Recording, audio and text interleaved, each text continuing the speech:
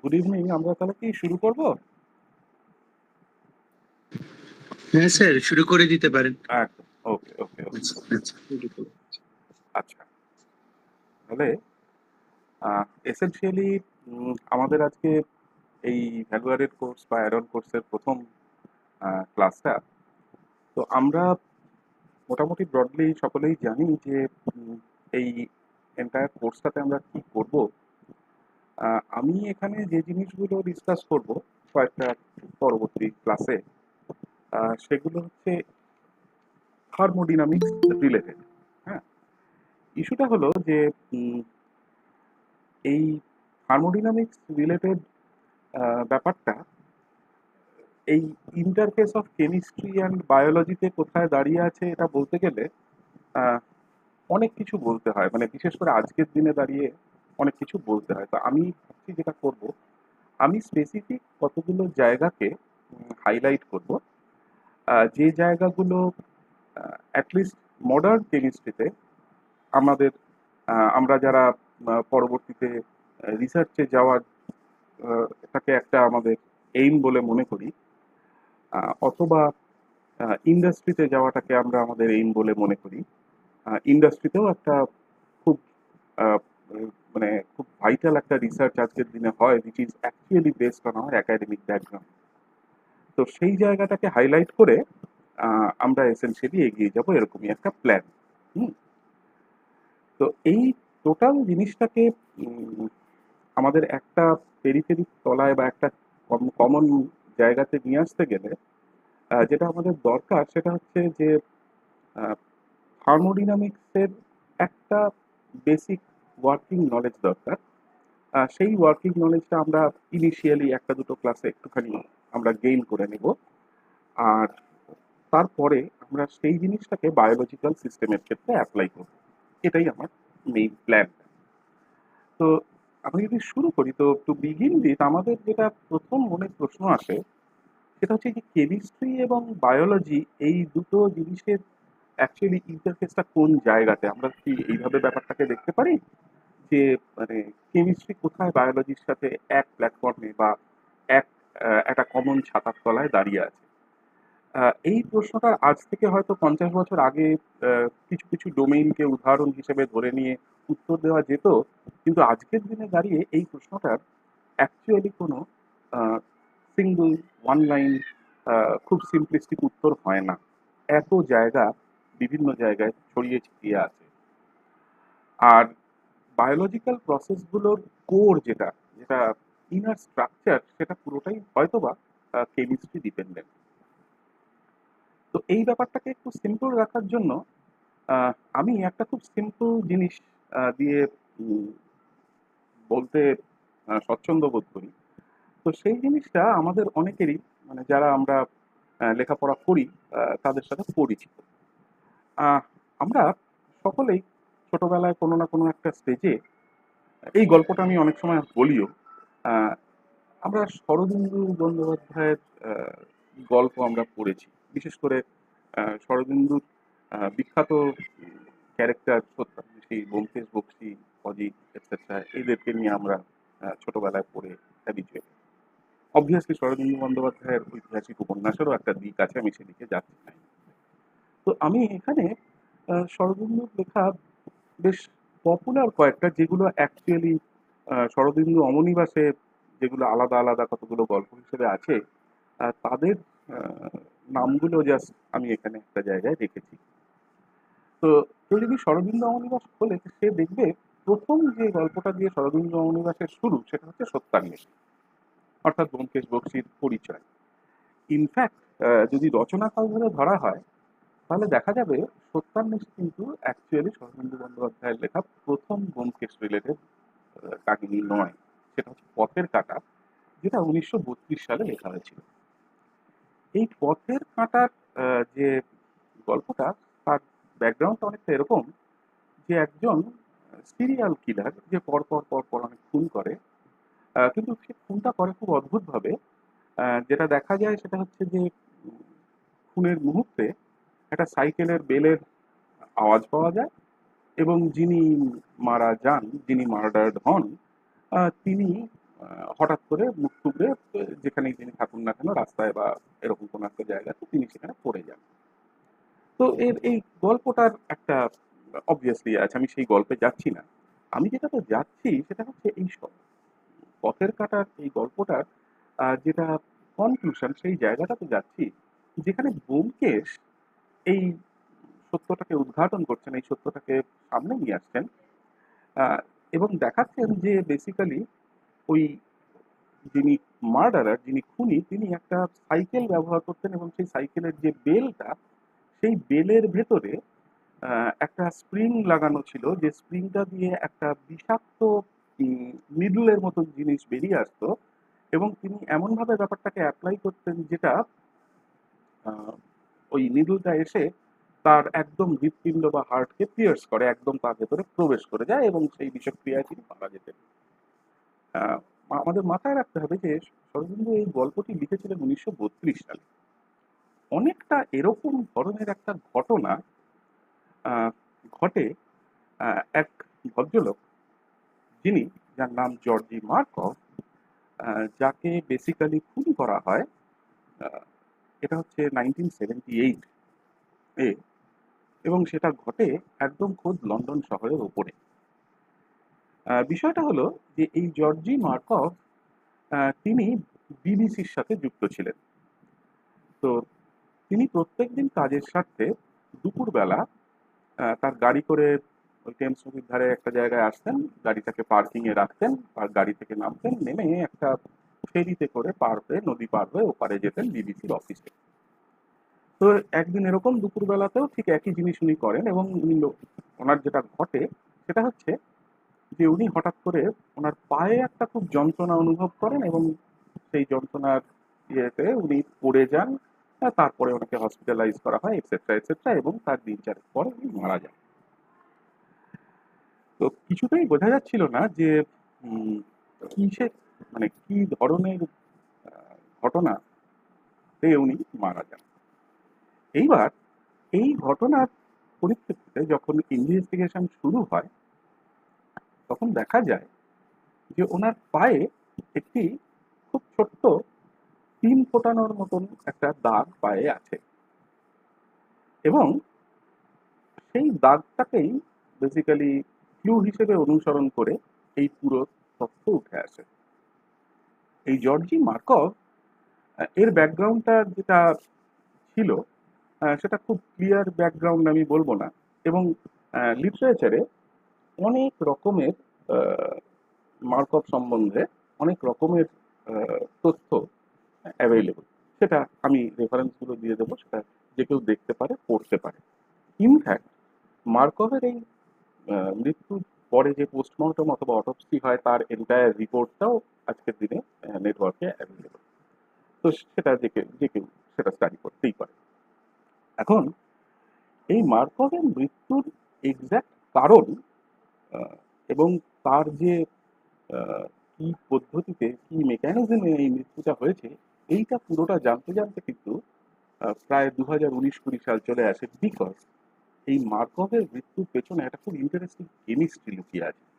এবং কেউ যদি এই মার্কভের মৃত্যুর পুরো সিকোয়েন্সটাকে এবং তার এই মৃত্যুর রহস্য উদ্ঘাটনের সিকোয়েন্সটাকে ফলো করে, তাহলে সে একটা এই বায়োলজিক্যাল কেমিস্ট্রির একটা আহ, অসাধারণ সিকোয়েন্স অফ ইভেন্টস সে দেখতে পাবে, এবং দেখা যাবে যে যত একটু একটু করে কেমিস্ট্রির উন্নতি হয়েছে in the terms of detection, technical analysis of different chemicals, study of reaction mechanism, তত একটু একটু করে এই জিনিসটা ক্লিয়ার হয়েছে।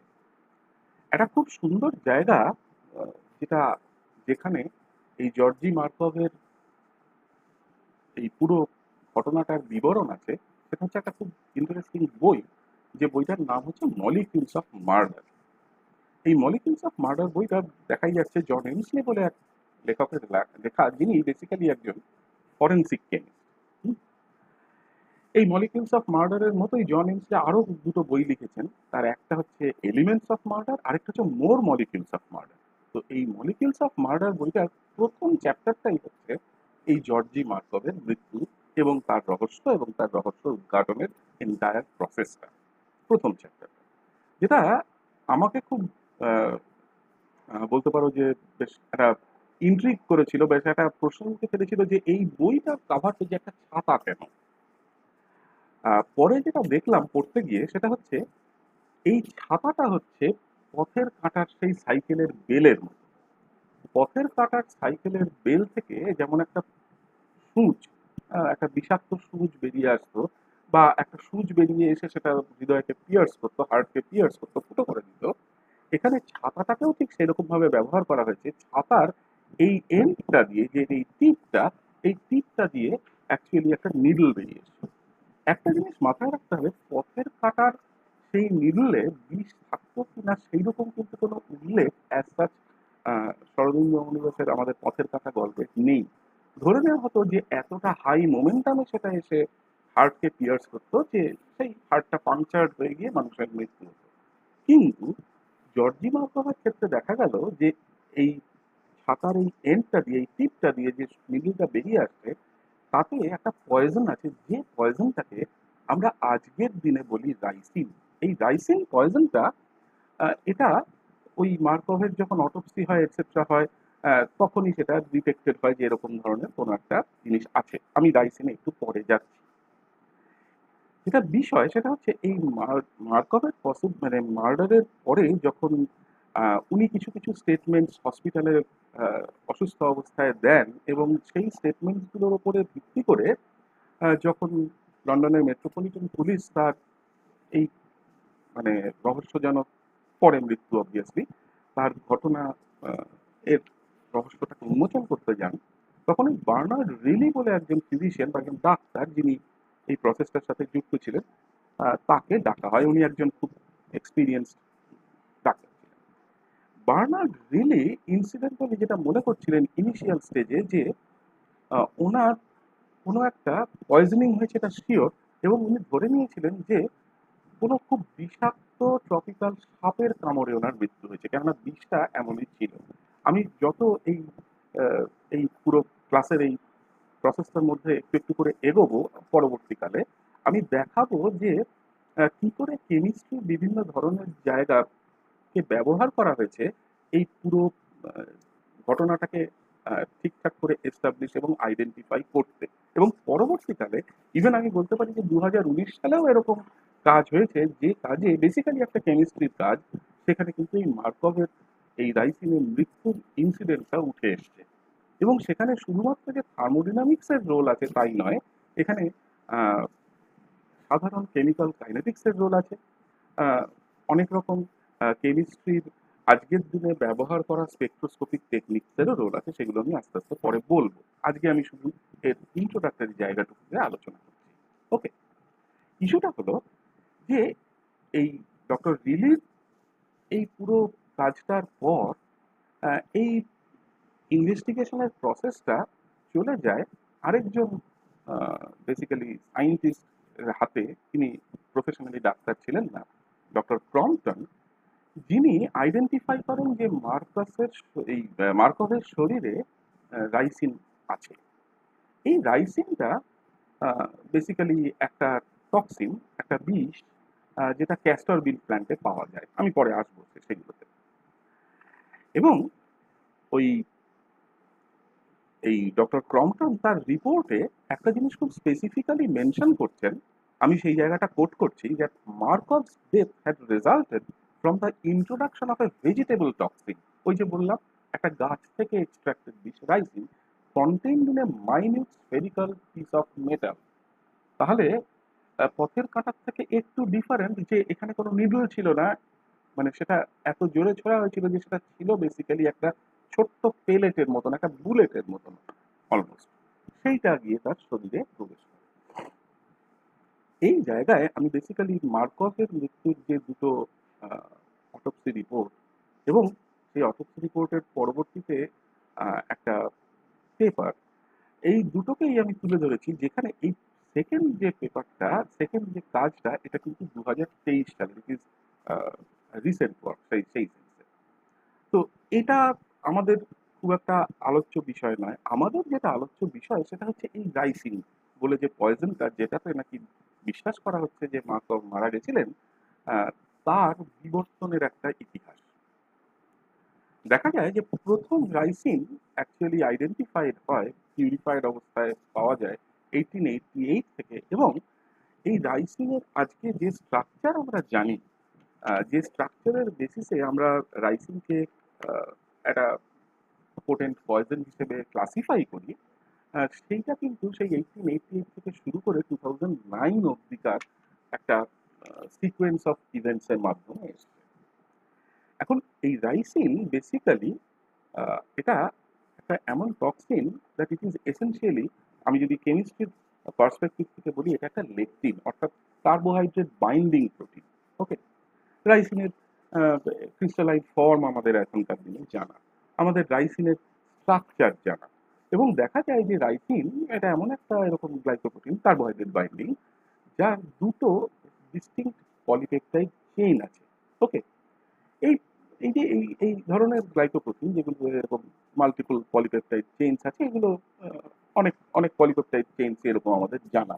আমাদের শরীরে যে ইমিউনোগ্লোবিউলিন গুলো আছে, যেগুলো আমাদের অ্যান্টিবডি হিসেবে কাজ করে, হ্যাঁ, সেই সেই গ্লোবিউলিন গুলো বেসিক্যালি এক ধরনের গ্লাইকোপ্রোটিন। আবার আমাদের রেড ব্লাড সেলের সাথেও কতগুলো এরকম ধরনের গ্লাইকোপ্রোটিন, যেগুলোকে আমরা গ্লাইকোফোরিন বলি, সেগুলো অ্যাসোসিয়েটেড। হ্যাঁ, আমাদের সেলে যখন কোনো কিছু ঢোকে তার আইডেন্টিফিকেশনের জন্য এক ধরনের গ্লাইকোপ্রোটিন ব্যবহার হয়, সেগুলোতেও এরকম ধরনের মাল্টিপল কি বলে পলিপেপটাইড চেইনস পাওয়া যায়। তো ইস্যুটা হলো যে এই ধরনের পলিপেপটাইড চেইনস গুলো বা এই ধরনের গ্লাইকোপ্রোটিন গুলোর সাধারণত দেখা যায় যে এটা এটা কিন্তু মোর রিসেন্ট স্টাডি, অ্যাটলিস্ট অনেক পরের কাজ এগুলো, যেখানে দেখা যায় যে এই পলিপেপটাইড চেইনটা আমাদের কার্বোহাইড্রেট ময়টির সাথে দুরকম ভাবে বাইন্ড করতে পারে। একটা বাইন্ডিং, একটা লিঙ্কেজ হয় ভায়া অক্সিজেন, সেগুলোকে আমরা এন লিঙ্কড বলি, ও লিঙ্কড বলি, আরেকটা লিঙ্কেজ হয় ভায়া নাইট্রোজেন, সেগুলোকে আমরা এন লিঙ্কড বলি, নাইট্রোজেন লিঙ্ক অথবা অক্সিজেন লিঙ্ক। তো এবার এই লাইসিন যেটা গ্লাইকোপ্রোটিন, যেটা আমাদের আলোচ্য বিষয়, যেটা এই জর্জি মার্কভের হত্যার পেছনে রিলেটেড, তার যে দুটো পলিপেপটাইড চেইন আছে, তার একটা পলিপেপটাইড চেইনকে আমরা বলে থাকি পলিপেপটাইড এ। এইটা বেসিক্যালি একটা গ্লোবিউলার প্রোটিন। আমরা যারা ধরো কেমিস্ট্রি বায়োলজি পড়ি, তারা আমরা প্রোটিনের স্ট্রাকচার সম্বন্ধে আমাদের একটা বেসিক আইডিয়া আছে। আমি খুব সিম্পলিস্টিক ওয়েতে বলি, তাহলে proteins are essentially sequence of amino acid joined together which forms the primary structure. মানে ধরে নাও একটা লম্বা চেইনের মতন একটা স্ট্রাকচার তৈরি করলো এই অ্যামিনো অ্যাসিড গুলো ওই সিওএনএইচ এই লিঙ্কেজটা দিয়ে। So it is essentially a covalently bonded structure, যেখানে মাল্টিপল অ্যামিনো অ্যাসিডস পরপর সাজানো আছে, and it gives a long chain. এবার এই লং চেইন থেকে ডিউ টু সার্টেন ইন্টারাকশনস, কিরকম ইন্টারাকশনস ধরা যেতে পারে, হাইড্রোজেন বন্ডেড ইন্টারাকশনস বা এরকম ধরনের ইন্টারাকশনের জন্য এই এই প্রোটিন, এই লং চেইন স্ট্রাকচারটা, যেটাকে আমরা প্রাইমারি স্ট্রাকচার বলছি, it gets folded, it gives a secondary structure. এই সেকেন্ডারি স্ট্রাকচারের মধ্যেও কিছু ইন্টারাকশনস থাকে, যার জন্য এই ফোল্ডেড লং চেইনটা, যেটা ফোল্ড হওয়ার পরে গুটিয়ে খানিকটা হয়তো একটা লম্বা সুতোকে একটু পাকিয়ে রাখলে যেরকম হবে, তারপরে that forms that gate into more of a globule like, একটু গোলাকৃতি, একটা স্ফেরিক্যাল শেপের একটা structure which gives a tertiary structure and so on. তাহলে প্রোটিনের এই স্ট্রাকচারটা ইজ ইটসেলফ, এটা একটা ম্যাটার অফ স্টাডি, যেটা আজকের দিনেও forms an active form of research.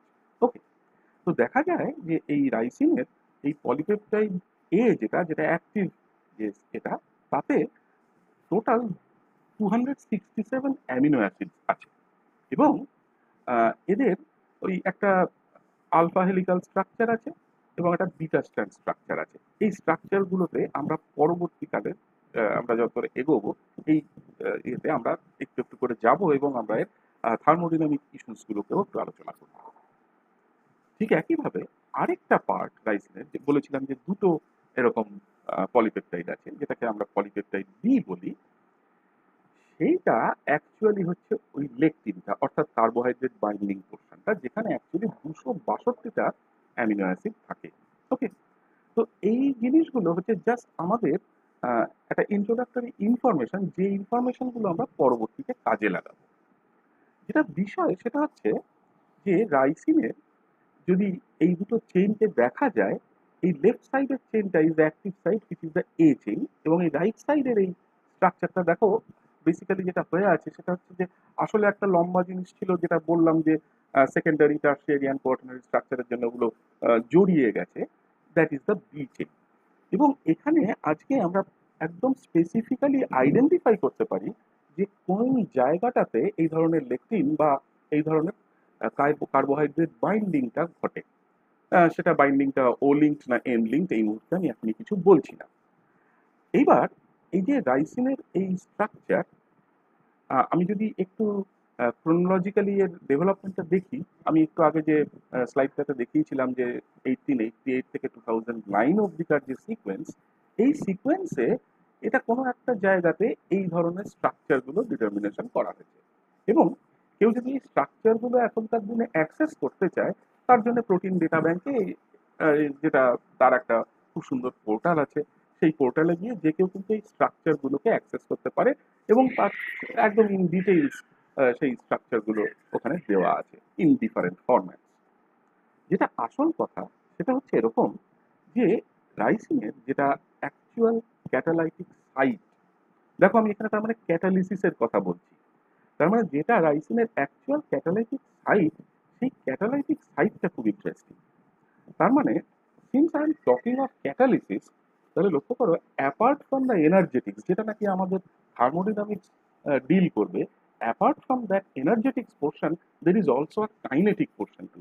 এর একটা কাইনেটিক অ্যাঙ্গেল আছে, আমি এই কাইনেটিক অ্যাঙ্গেলে একটু পরেই মার্কভের অটোপসি রিপোর্টে এসে আমি আবার ফিরবো।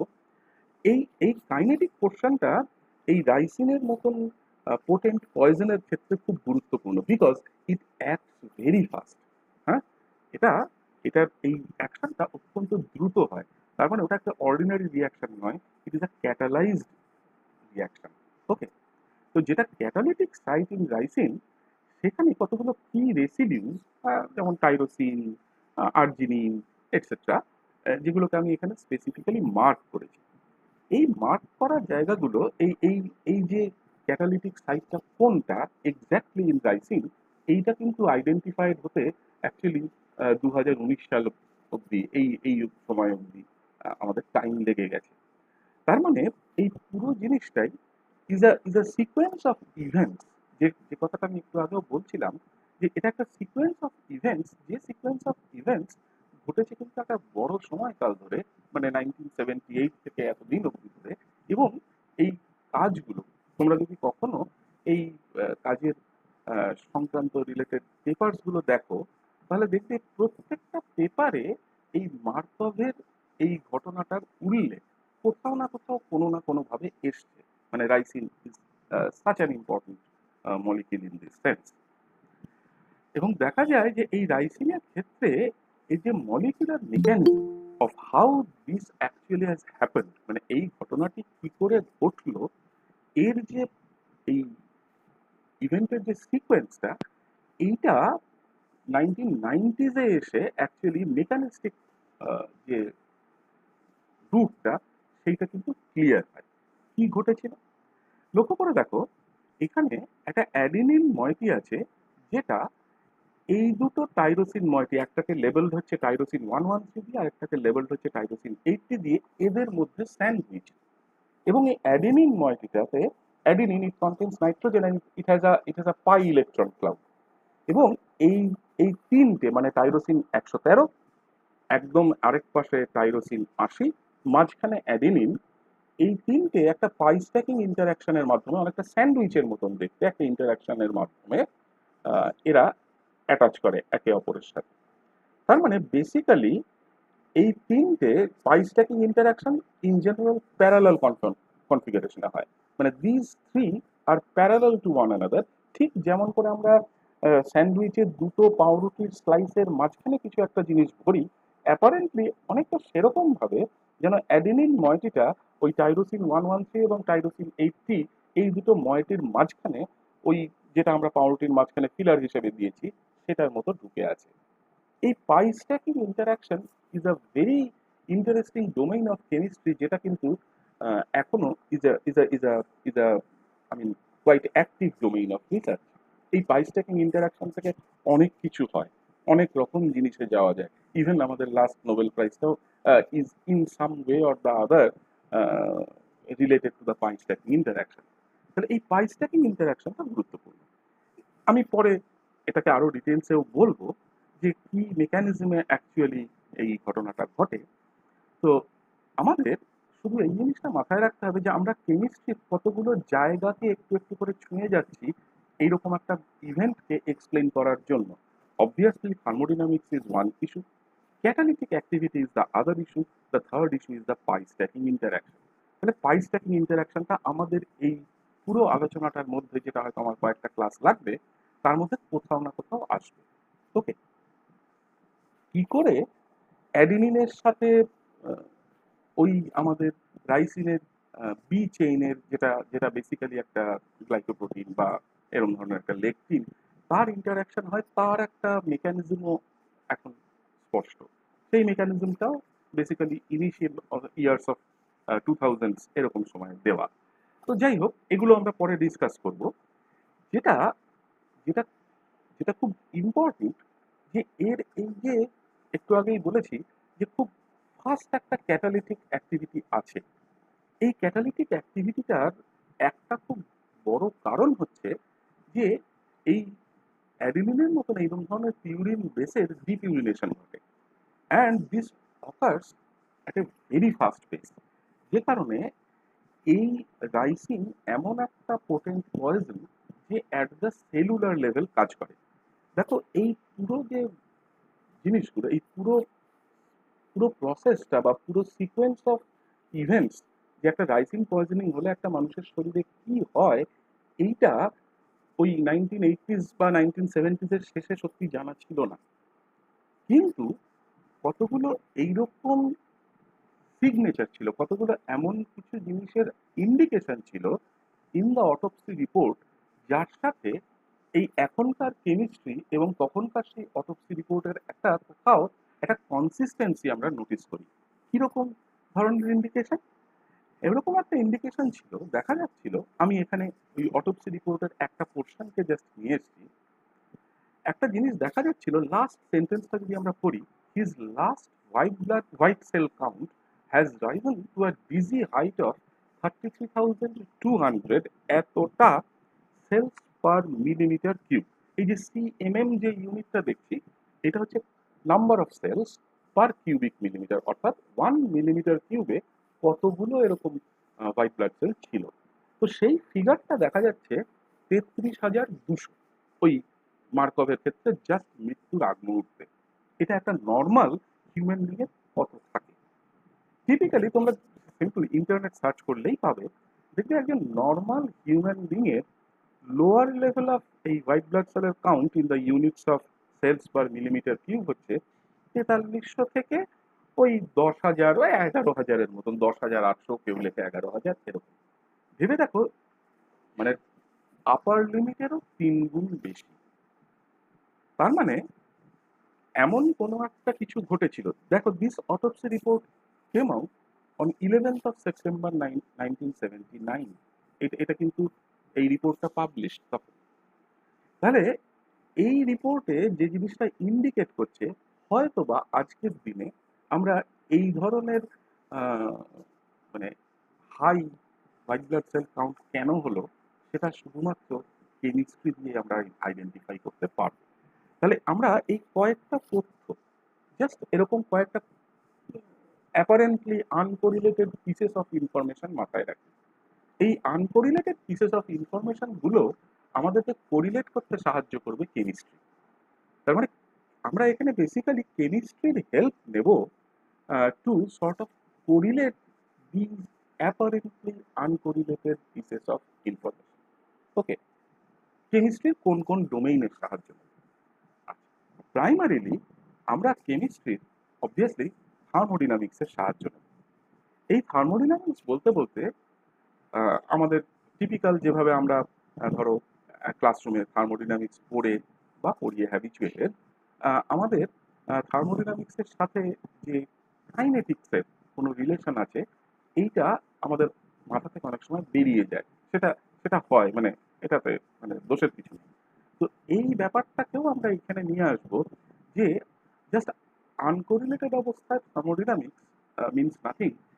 কিছু কিছু এরকম ডোমেইন আছে যেখানে আমার থার্মোডাইনামিক পয়েন্ট অফ ভিউটার সাথে কাইনেটিক পয়েন্ট অফ ভিউটার একটা কোথাও যোগাযোগ খুব গুরুত্বপূর্ণ। তো আমরা যদি খুব স্কেচিলি এবং খুব তাড়াতাড়ি বেসিক্যালি এই থার্মোডাইনামিক জায়গাটাকে একবার একটু রিক্যাপ করে নিই, তাহলে আমাদের পরের ক্লাসগুলো করতে একটু ব্যাপারটা সোজা হবে। তো আমরা প্রথম বোঝার চেষ্টা করি যে একটা নর্মাল হিউম্যান বডিতে কতগুলো এলিমেন্ট আছে, যে এলিমেন্টগুলো সেই টোটাল হিউম্যান বডিটাকে তৈরি করে। তো স্পেসিফিক কিছু এলিমেন্টস আছে, obviously carbon, nitrogen, hydrogen, oxygen তো আছেই। তার সাথে ক্যালসিয়াম, ফসফরাস, পটাশিয়াম আমি এখানে লিখেছি যেগুলো, সেগুলোও আছে। এর সাথে আরো কিছু এলিমেন্টস আছে যেগুলো কিছু মেটাল স্পেসিফিক্যালি, এবং সেই মেটালগুলো আমি এখানে একদম ইনটেনশনালি বাদ দিয়ে গেছি। আমার এই মেটালগুলো এই মুহূর্তে কোনো প্রয়োজন এখানে নেই। এবং আমরা পরবর্তীকালে যখন ক্যাটালিটিক অ্যাক্টিভিটিতে যাব, তখন আমরা দেখব যে ওই মেটালগুলোর প্রয়োজনীয়তাটা বেশিরভাগটাই হচ্ছে ওই ক্যাটালিটিক অ্যাক্টিভিটির জন্য, এবং সেগুলো খুব ট্রেস অ্যামাউন্টে প্রেজেন্ট থাকে। আমি যেগুলো সিগনিফিক্যান্ট অ্যামাউন্টসে আছে সেগুলোকেই এখানে মেনশন করেছি। মোটামুটি দেখো সবথেকে বেশি আছে কার্বন। তো আমি কার্বনকে এখানে অবভিয়াসলি হাইলাইট করব, এটা বলাই বাহুল্য। তো মোটামুটি 60% হচ্ছে কার্বন। তারপরে কিছু 10%, কিছু 5%, কিছু 1% এইরকম লেভেলের, বা কিছু 2.5% এইরকম লেভেলের বিভিন্ন এলিমেন্ট আমাদের শরীরে আছে। তো this is essentially a graphical representation of the same thing, যেটা আমি এখানে লিখেছি। তার একটা গ্রাফিক্যাল রিপ্রেজেন্টেশন এটা, কারণ আমরা যারা সায়েন্স করি আমাদের গ্রাফ দিয়ে বললে অনেক সোজা হয় দেন ভাষায় প্রকাশ করা। ওকে, তাহলে যেটা এই পুরো এই elemental composition of A typical adult human body যেটা আমাদেরকে পোর্ট্রে করে, সেটা আমরা মাথায় রাখি। কেন? কারণ আমরা চাইবো যে এই জায়গাটার সাথে, এই এই কম্পোজিশনটার সাথে, আমি এটাকে কম্পোজিশন বলেই বলছি, একটা হিউম্যান বডির এই কম্পোজিশনটার সাথে আমাদের কেমিস্ট্রিকে অ্যাসোসিয়েট করতে হবে। তো দেখো, যেখানেই কোনো রকম কেমিস্ট্রির কোনো কিছু ঘটে, মানে some anything, any chemical change that involves certain breakage of bonds or formation of bonds. Chemistry without bond breakage and bond formation তো হতে পারে না, because chemistry involves reaction, reaction involves bond breakage and bond formation, and naturally it involves electrons. তো আমরা যদি typically কতগুলো হোমোনিউক্লিয়ার সিস্টেমের single bond energy দেখি, nitrogen nitrogen, oxygen oxygen etcetera, এবং তার সাথে আরেকটা পার্টিকুলার সিচুয়েশনকে কম্পেয়ার করি, তাহলে আমাদের কতগুলো জিনিস একটু স্পষ্ট হয়। কিরকম? আমি যদি এই নাইট্রোজেন নাইট্রোজেন থেকে একদম লাস্টে সিলিকন অক্সিজেনে অব্দি আসি, আমি কেন সিলিকন অক্সিজেনের কথা বলছি আমি একটু পরেই বলছি, তাহলে আমরা দেখতে পাবো যে carbon carbon single bond energy in the units of kilojoule per mole, এটা কিন্তু appreciably high then any other single bond dissociation energy, nitrogen nitrogen আর অক্সিজেন অক্সিজেন। ও তার অবভিয়াস কারণ আছে, নাইট্রোজেনের একটা লোন পেয়ার আছে, অক্সিজেনের দুটো লোন পেয়ার আছে, so there are reasons behind. যেটা দেখা যাচ্ছে, carbon carbon single bond dissociation energy is close to 350 kilojoule per mole, whereas silicon oxygen, কেন আমি সিলিকন অক্সিজেনের কথা বলছি, সেটা হচ্ছে এই কারণে যে আমরা যদি আমাদের ভূপৃষ্ঠ বা আর্থ ক্রাস্ট দেখি, সেটাতে বেশিরভাগ জিনিসটাই হচ্ছে সিলিকা, বালি, কাদা, মাটি, what ever. So it contains that is essentially made up of silicon oxygen bonds. Notice করো যে carbon carbon single bond typically silicon oxygen single বন্ডের রেসপেক্টে অ্যাপ্রিসিয়েবলি স্ট্রং, কিন্তু মোটে 100 107 হোয়াট এভার কিলো জুলের পার মোলের মতন ডিফারেন্স। এই ঘটনাটা, এই এনার্জেটিক্সের এই দিকটা, এটা আমাদেরকে পরে যখন আমরা অ্যাকচুয়াল থার্মোডিনামিক্সে ঢুকবো তখন কতগুলো জিনিসকে এক্সপ্লেন করতে সাহায্য করবে। তাহলে লক্ষ্য করা যাক বা এই জিনিসটাকে আমরা আইডেন্টিফাই করি, খানিকটা মনে রাখি।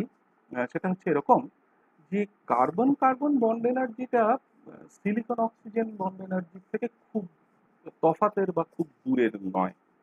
আচ্ছা, এইবার যেটা আমি একটু আগেই বললাম যে এই সিলিকন অক্সিজেন বন্ডটা এটা ডিরেক্টলি হয়তো আমাদের কেমিস্ট্রি অফ লাইফের সাথে খুব রিলেটেড নয়, কিন্তু এই জিনিসটা আমাদের মাথায় রাখা উচিত দ্যাট এই সিলিকন অক্সিজেন বন্ড এর অ্যাবান্ডেন্স, এর আমাদের এই আর্থ ক্রাস্টে ছড়িয়ে থাকার যে প্রাচুর্য বলতে পারি সেটা কিন্তু যথেষ্ট বেশি।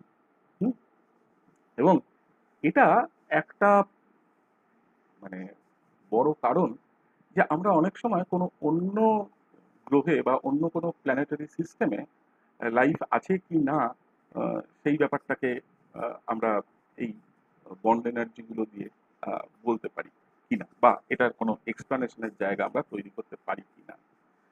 তো এই যে bond energy, this bond energy এটা এমন একটা কোয়ান্টিটি যে কোয়ান্টিটিটাকে আমরা যতদিন থার্মোডিনামিক্স নিয়ে অ্যান্ড থার্মোডিনামিক্স অফ লাইফ নিয়ে আলোচনা করব, এই বন্ড এনার্জির কথাটা বিভিন্ন জায়গায় আমাদের ডিসকাশনের ভিতরে আসবে।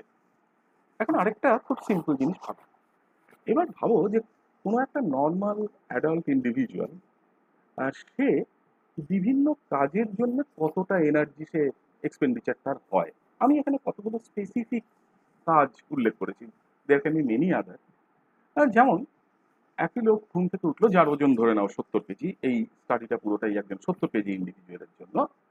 তো মনে করো একই লোক ঘুম থেকে উঠলো কিন্তু সে বিছানা ছাড়লো না, সে মানে জেগে শুয়ে আছে।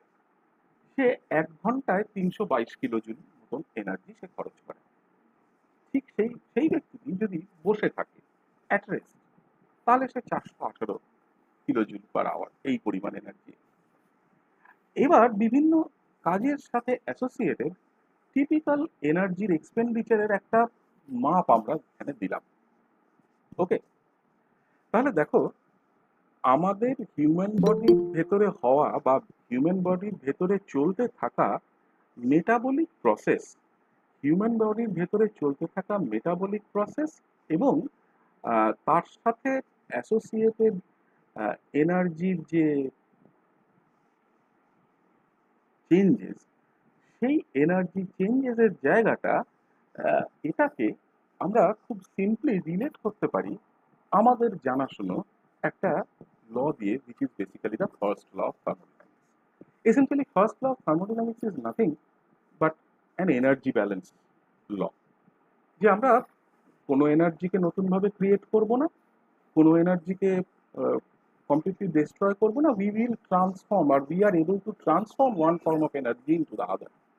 অনেক সময় ফার্স্ট ল অফ থার্মোডাইনামিক্স পড়তে গিয়ে বা অনেক সময় ফার্স্ট ল অফ থার্মোডাইনামিক্স নিয়ে কোনো কথা বলতে গেলে আমরা কতগুলো জিনিসকে একটু গুলিয়ে দিই। কিরকম, একটা সাধারণ এক্সাম্পল দিচ্ছি।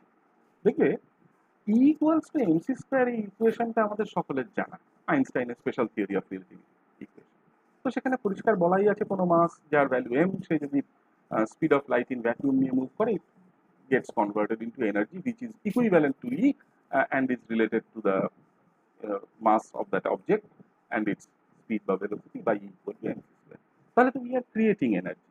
সবসময় এই জিনিসটা আমরা মাথায় রাখবো that first law of thermodynamics এর ডোমেইনটা, দেখো প্রত্যেকটা ল তখন যখন আমরা তাদেরকে অ্যাপ্লাই করি তাদের একটা ডোমেইন অফ অ্যাপ্লিকেবিলিটি থাকে। ফার্স্ট ল অফ থার্মোডাইনামিক্স এর ডোমেইন অফ অ্যাপ্লিকেবিলিটিটা কিন্তু স্পষ্ট for non relativistic objects, for objects which are moving at speeds which are way beyond, which are way below the speed of light in vacuum. মানে speed of light in ভ্যাকুয়ামটা হচ্ছে একটা অনেক দূরের স্পিডের জিনিস, যে যে ডোমেইনটাতে কখনোই ফার্স্ট ল অফ লাইট থার্মোডাইনামিক্সের কোনো প্রযোজ্যতাই সেখানে নেই, তার অ্যাপ্লিকেবিলিটির কোনো জায়গাই সেখানে নেই। সেই জন্যে that energy is neither created not destroyed এর জায়গাটা বলার সময় আমরা একটু মাথায় রেখে চলবো দ্যাট ফার্স্ট ল অফ থার্মোডাইনামিক্সটা কিন্তু শুধুমাত্র এইরকম ধরনের ডোমেইন, এইরকম ধরনের পেরিফেরির জন্যই অ্যাপ্লিকেবল। তাহলে ফার্স্ট অফ থার্মোডাইনামিক্স এসেন্সিয়ালি কি বললো? ধরে নাও দ্যাট আমার কাছে একটা সিচুয়েশন আছে where I have a source of heat, হ্যাঁ, which is at a very high temperature. আমরা এটাকে একটা সিম্পল সোর্স বলেই হয়তো বললাম আর কি। এবং মাঝখানে দের ইজ সামথিং যেটা আমাদের সিস্টেম, যে জিনিসটাকে আমরা দেখছি, ধরো একটা cylinder filled with a gas or anything else which is able to do something. তো এই হিট সোর্স একটা আছে, এই জায়গাটাতে যেখানে আমি এখানে কিছু দেখাইনি স্পেসিফিক্যালি, সেইখানে কোথাও একটা আমার সিস্টেমটা মাঝখানে বসে আছে। So from the source the heat passes to the system, the system in turn it does some work. আমি ওয়ার্ক কি হিট কি সব বলবো। So it does some work. The residual heat যেটা বাকি পড়ে থাকলো, সেই জিনিসটা কোথায় চলে গেল? To a relatively low temperature zone বা একটা লো টেম্পারেচার ডোমেইন, যেটাকে আমরা বলছি একটা সিঙ্ক। এইবার এই যে পুরো প্রসেসটাতে যে এনার্জি চেঞ্জটা হলো, that energy change is the sum total of this heat and this work. That gives me the energy change associated with the system, not with this entire thing but with this system. ঠিক এই ঘটনাটাকেই আমরা একটা human বডির ক্ষেত্রে অথবা একটা human সেলের ক্ষেত্রে নিয়ে যেতে পারি। কিভাবে? So this is my system. This system can be anything. It can be a cell, it can be an entire human body, etc. তো ধরে নাও একটা গোটা মানুষের শরীরটাই হচ্ছে আমার এই সিস্টেমটা। আমরা খাবার খেলাম, এই যে খাবারটা খেলাম, এই খাবারটা খাওয়ার পরে when it goes inside our body, the metabolic pathway gets triggered. এবার মেটাবলিক প্রসেসগুলো শুরু হলো।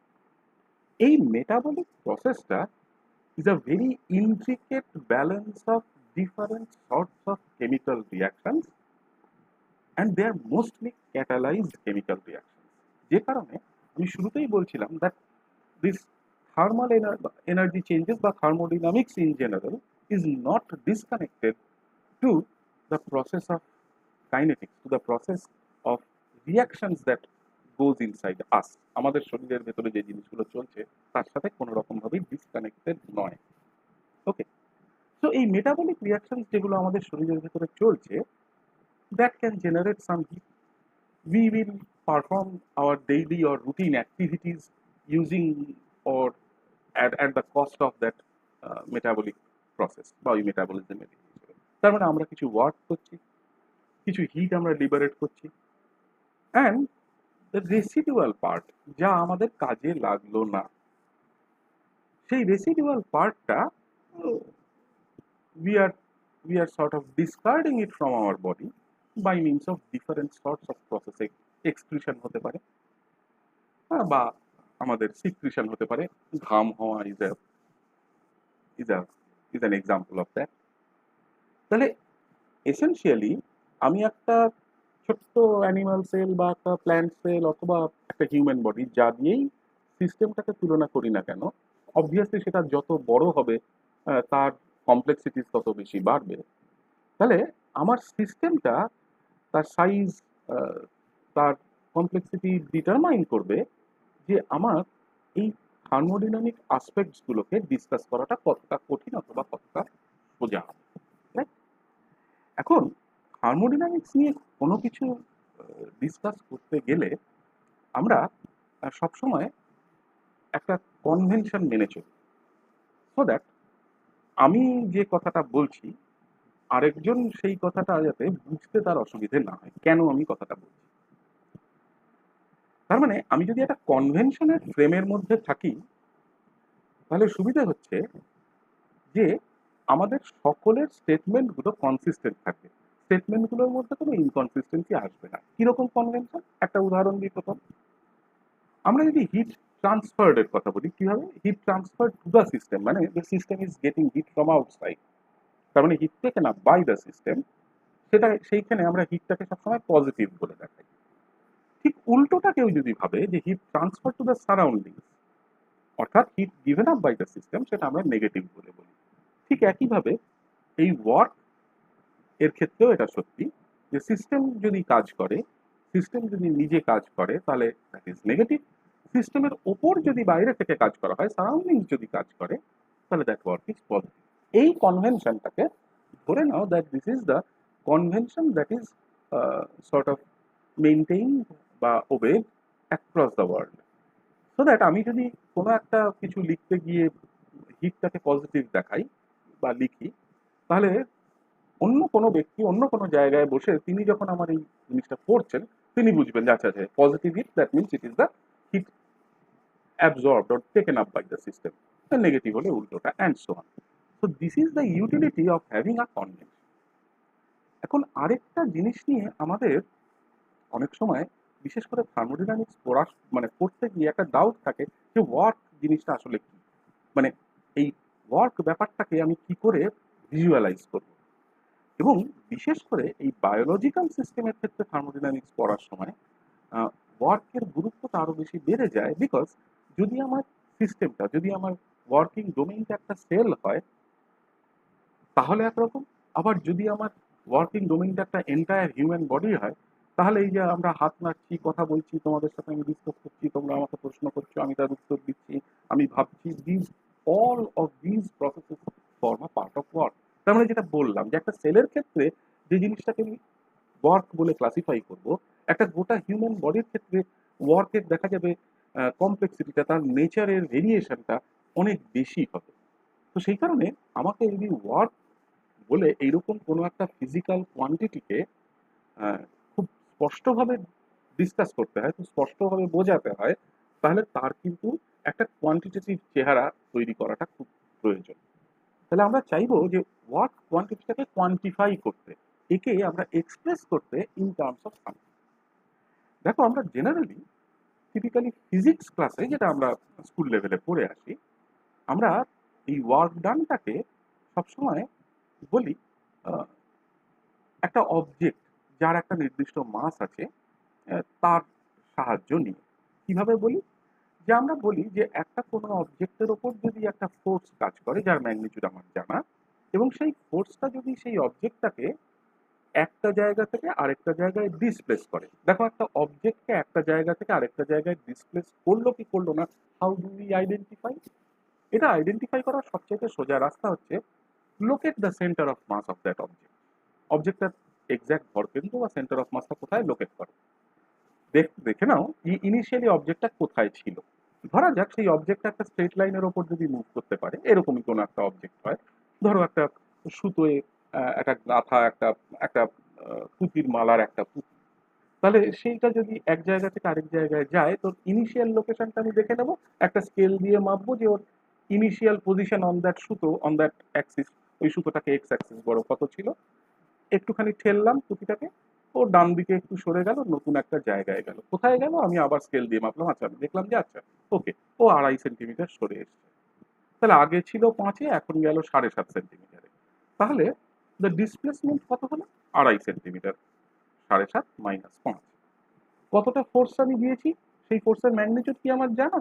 উত্তর হচ্ছে হ্যাঁ, সেই ফোর্সের ম্যাগনিটিউড আমার জানা। তাহলে if I know that magnitude I can calculate the work by this simple formula. এটা হচ্ছে টিপিক্যাল ফিজিক্সের রিলেশন। ওকে, আচ্ছা এইবার এই যে ওয়ার্কটা দেখো, এই ওয়ার্কটার সামনে একটা আমি মাইনাস সাইন বসিয়েছি, because this a work done, this a work done.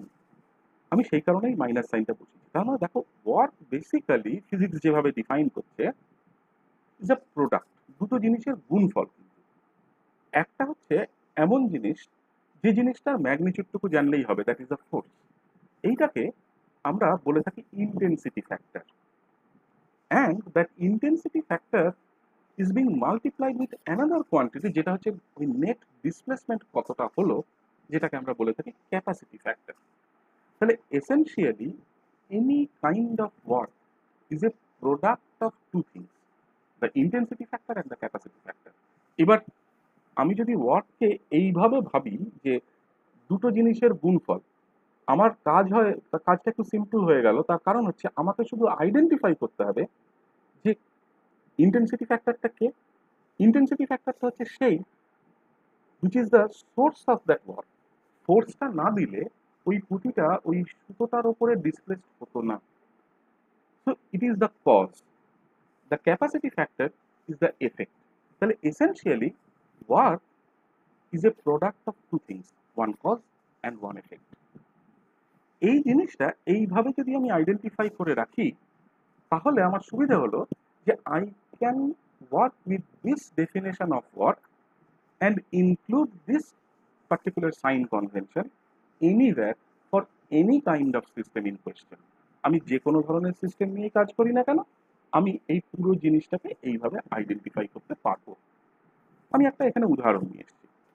একজন ব্যক্তি, তার ওজন 50 কিলো, সে একটা জায়গায় উঠছে, একটা একটা একটা একটা সিঁড়ি বা একটা ওরকম কিছু ল্যাডার টাইপের আছে যেটা বেয়ে সে উঠছে। তাহলে সে কতটা কাজ করছে দেখো। একটা মানুষ যখন নিচ থেকে ওপরের দিকে উঠছে, সে এগেইনস্ট দ্য গ্র্যাভিটি যাচ্ছে। ওকে, তার ওজন 50 কিলো এবং অ্যাক্সিলারেশন ডিউ টু গ্র্যাভিটির ভ্যালু আমাদের জানা আছে 9.8 metre per second square. So this gives me the value of the force, মানে ইন্টেন্সিটি ফ্যাক্টর। তাহলে আমি ইন্টেন্সিটি ফ্যাক্টরটা পেয়ে গেলাম, কতটা আমার ডিসপ্লেসমেন্ট হচ্ছে।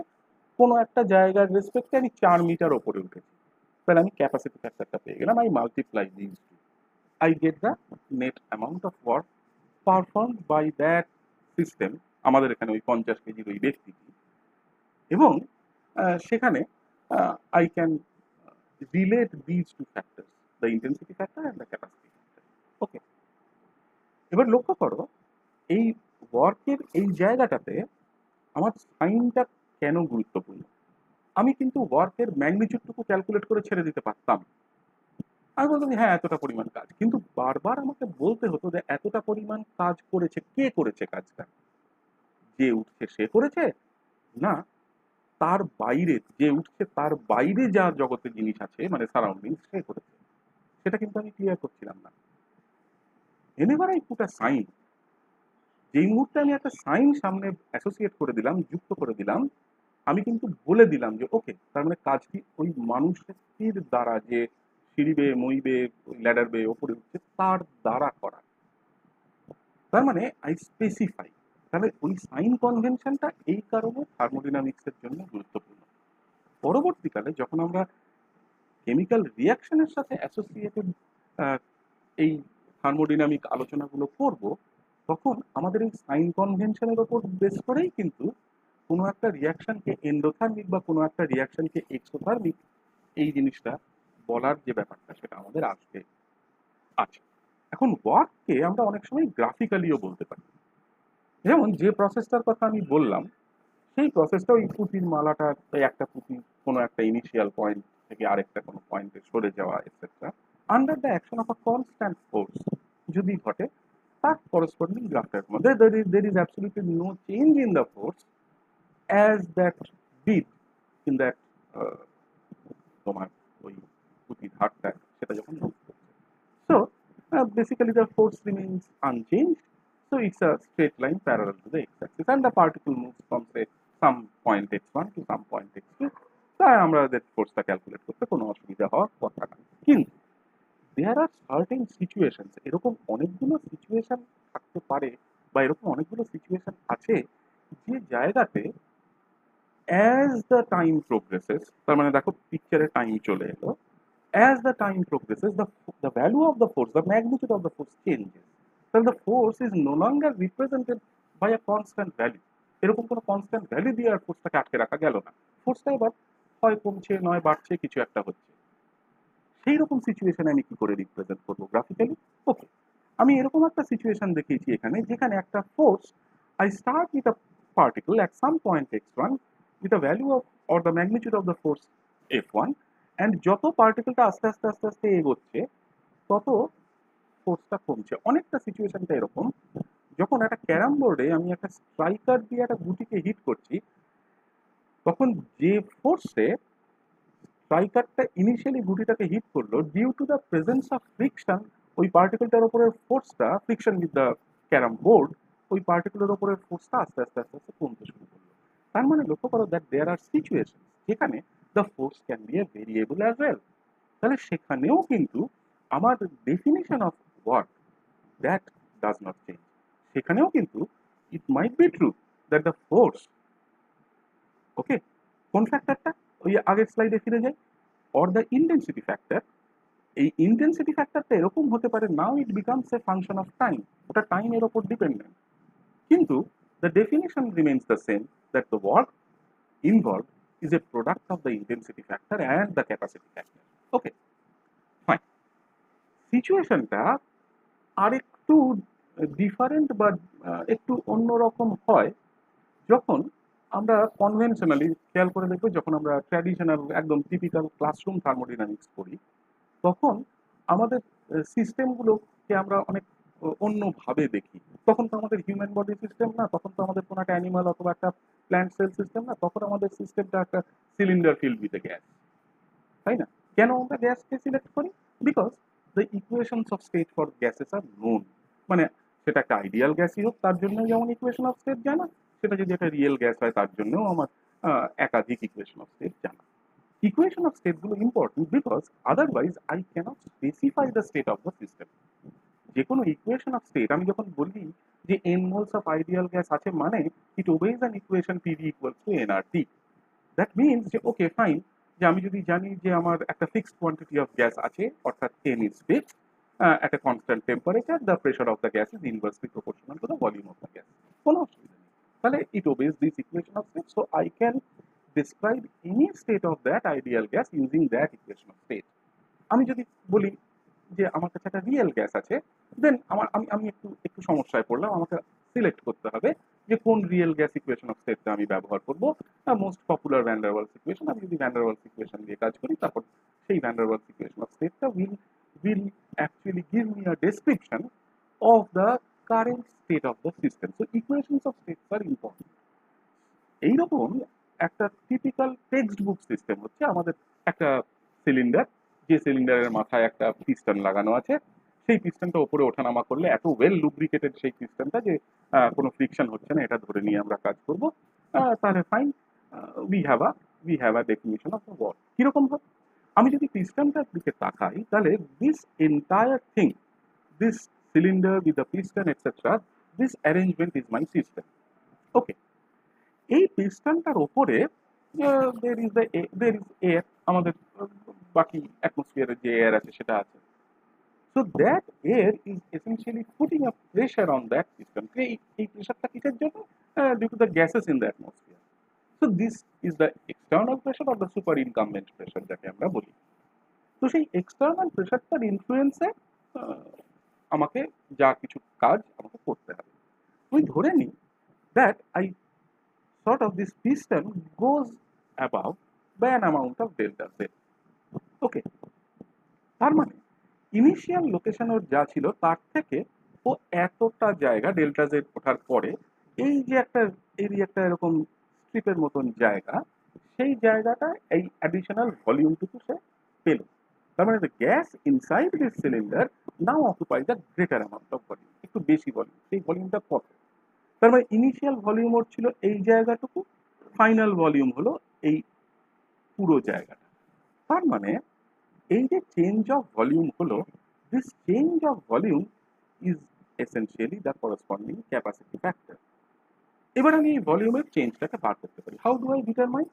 তাহলে আমার হাইটের চেঞ্জ হয়েছে by this amount delta Z, the cross sectional area of this piston is known, আমি এর রেডিয়াসটা জানি, তাহলে আমি ওর cross sectional area pi r square করে বার করে নিলাম। So I know the value of delta V, delta V আমার জানা। এইবার এই যে এক্সটার্নাল প্রেশারটা, অর্থাৎ আমার এই সিস্টেমের বাইরে সারাউন্ডিং যে গ্যাসটা আছে, যে বেসিক্যালি আমার এই পিস্টনটার উপরে প্রেশারটাকে এক্সার্ট করছে, সেই প্রেশারটা কত? নাও ইট ইজ আওয়ার জব, এটা কিন্তু আমাদের, যারা আমরা সায়েন্স পড়ছি, আমাদের কাজ যে আমরা কি করে এই সারাউন্ডিংস এর অ্যাটমসফিয়ারটাকে মডেল করি। সিম্পলেস্ট হচ্ছে এইটা ভেবে নেওয়া যে ধরে নাও যে এই বাইরে যে অ্যাটমসফিয়ারটা আছে, যে গ্যাসের যে বাতাবরণটা আছে, সেটা একটা আইডিয়াল গ্যাসের মতো বিহেভ করছে। তাহলে আমাদের লাইফ সবচেয়ে সিম্পল, কারণ any ideal gas gives us the simplest equation of state. আমি সেই simplest equation of state V equal to nRT কে ইউজ করছি as a expression for the external pressure. মুশকিলটা হতো কেউ যদি তর্কের খাতিরে বলে যে না, why should I model this external atmosphere by means of an ideal gas? It's a real gas. Fine, কোনো অসুবিধা নেই। Then you need a real gas equation of state to express this external pressure. যত আমি কমপ্লেক্সিটির দিকে যাব, যত আমি সিস্টেমটাকে রিয়েলিস্টিক করার চেষ্টা করব, তত বেশি আমার কমপ্লেক্সিটি বাড়বে। সেই জন্য it is always a very কি বলবো কনভিনিয়েন্ট প্র্যাকটিস ইন সায়েন্স যে আমরা সবসময় কোনো আননোন সিস্টেমকে মডেল করার চেষ্টা করব। আমরা একটা আননোন সিস্টেমকে ভিজুয়ালাইজ করার চেষ্টা করব using certain model systems, certain situations, যে সিচুয়েশনগুলো হয়তো রিয়েলিটির থেকে অনেক দূরে, but those represent a situation যেটাকে দিয়ে আমি আমার অ্যাকচুয়াল সিস্টেমটাকে মডেল করতে পারবো। দেখা গেল অ্যাকচুয়াল সিস্টেমটাকে মডেল করার পরে যে রেজাল্টস বা যে পিকচারটা আমার সামনে ইমার্জ করলো, যে পিকচারটা আমি পেলাম, সেই পিকচারটা হয়তো রিয়েলিটির থেকে অনেক ডেভিয়েটেড। তখন I will introduce corrections to my model. আমি আমার মডেলে একটু একটু করে কারেকশন ইন্ট্রোডিউস করবো, and this is very common in science. যে কোনো সায়েন্সের সাবজেক্টে তুমি দেখবে এই জিনিসটা খুব কমন। ওকে, তোমরা পরবর্তীকালে যখন স্পেকট্রোস্কোপি পড়বে তখন দেখবে যে সিম্পল ইনফ্রারেড স্পেকট্রোস্কোপি বা ভাইব্রেশনাল স্পেকট্রোস্কোপি পড়তে গেলে আমরা simple harmonic oscillator model use করি, which is essentially not the correct model. কিন্তু তাকে বেটার করা যায় by introducing certain corrections, introducing certain mechanisms of repair to that model. একটু একটু করে রিপেয়ার করে করে আমরা অ্যানহারমোনিক অসিলেটরের দিকে যাই। হ্যাঁ, দিস আর এক্সাম্পল। ওকে, তো থার্মোডিনামিক্সের ক্ষেত্রেও ঠিক একই জিনিস সত্যি। তার মানে আমরা যখন থার্মোডিনামিক্সের এই বেসিক প্রিন্সিপলগুলোকে নিয়ে গিয়ে in the domain of biology apply করব, আমরা বেসিক যেটা আমাদের টিপিক্যাল টেক্সট বুক থার্মোডিনামিক্স, সেই টেক্সট বুক থার্মোডিনামিক্সের মডেলগুলোকেই এসেনশিয়ালি আমরা ব্যবহার করব। But keeping in mind the fact that এই টেক্সট বুক থার্মোডিনামিক্সের মডেলগুলো সব জায়গায় আমাদের ওই বায়োলজিক্যাল সিস্টেমের ক্ষেত্রে ফিট ইন করবে না। it will give certain results, it will give certain situations, যে সিচুয়েশনগুলো এফেক্টিভলি আমাদের ডিজায়ার্ড বা আমাদের যেটা এক্সপেক্টেড কি বলবো মানে আমাদের এক্সপেক্টেড জায়গাটা তার থেকে অনেকটা বেশি ডেভিয়েট করে যাবে। এইটা আমরা কিন্তু দেখব। তখন আমাদের কাজ হবে is to introduce certain corrections, কিছু কিছু